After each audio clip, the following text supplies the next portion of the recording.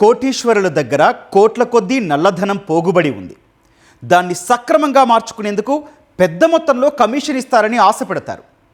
ప్రభుత్వానికి ట్యాక్స్ కట్టకుండా దాచిన సొమ్ము మళ్లీ చెలామణిలోకి తెచ్చేందుకు అధిక సొమ్ములు ఇస్తారని ప్రచారం చేస్తారు.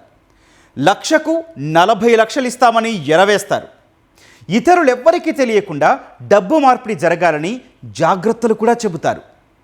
పెద్ద మొత్తంలో కమిషన్ వస్తుందని ఆశపడి డబ్బులు తీసుకుని అక్కడికి వెళ్ళారా? ఇక అంతే సంగతులు. ఇంతకీ వారందరికీ ఎలాంటి అనుభవం ఎదురవుతోంది? నిజంగానే చెప్పినంత డబ్బులు ఇస్తున్నారా లేదా?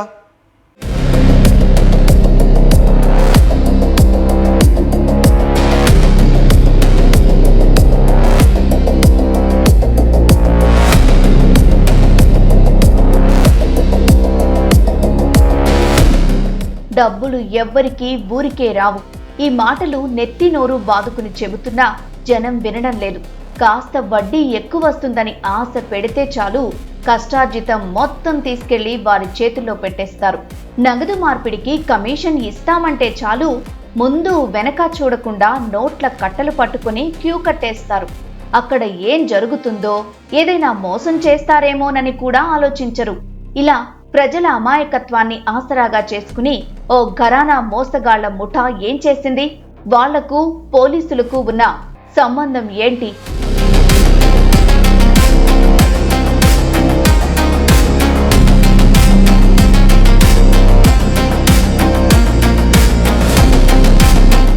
ఏలూరు జిల్లా వెంకటాపురానికి చెందిన ఈద చంటిబాబు సులువుగా డబ్బులు సంపాదించేందుకు ఓ పథకం వేశాడు.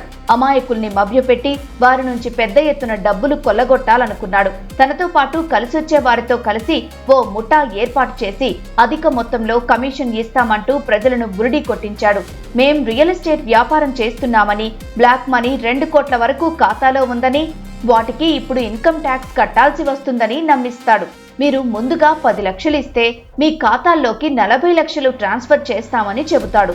ఆ తర్వాత మీరు 18 లక్షలు డ్రా చేసి ఇస్తే సరిపోతుందని ఆశ కల్పిస్తాడు. మొత్తంగా మీకు 12 లక్షలు లాభం వస్తుందని గాలం విసురుతాడు.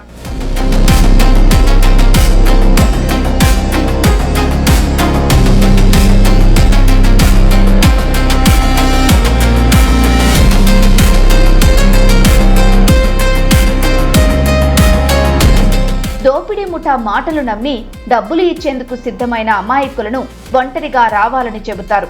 తీరా అక్కడికి వచ్చిన తర్వాత అసలు నోట్లు 10 లక్షలు తీసుకుని చిన్నపిల్లలు ఆడుకునే డమ్మీ నోట్లు 40 లక్షలు వారికి అందజేస్తారు.